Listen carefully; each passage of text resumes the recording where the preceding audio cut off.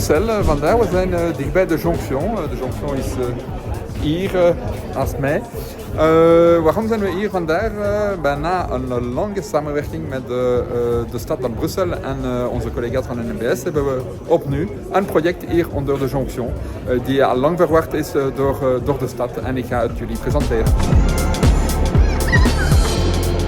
Ici avec l'architecte du projet, du bureau Agua, qui va un peu nous expliquer ce qu'on va faire ici en dessous de la jonction. C'est un espace socioculturel. On a l'activité principale qui est la salle polyvalente, salle de concert. Elle, annexe à ça, on a une salle de conférence workshop qui sert aussi d'atelier, une salle d'exposition et alors au bout de la parcelle, tout un espace Horeca, restaurant.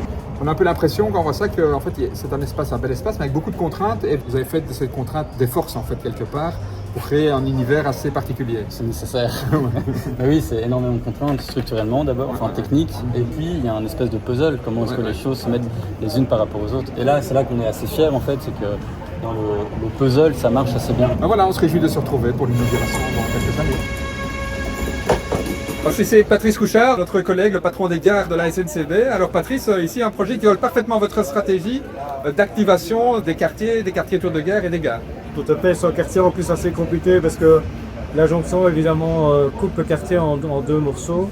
Et donc depuis quelques années, cette gare, tous ces espaces étaient fermés depuis la fermeture de recyclage. Et donc maintenant on a enfin un chouette projet qui va démarrer, qui va recréer vraiment quelque chose de très positif, beaucoup de valeur pour le quartier et également pour nos voyageurs.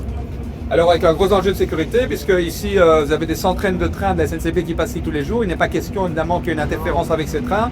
Comment assure-t-on cette sécurité des trains avec une activité en dessous des voies? Les activités qui vont se développer ici se feront dans un environnement qu'on qualifie d'une boîte dans la boîte, donc il va en fait garantir une résistance au feu minimale, mais également permettre d'avoir des activités qui sont compatibles avec le passage des trains en termes de vibration, en termes de bruit.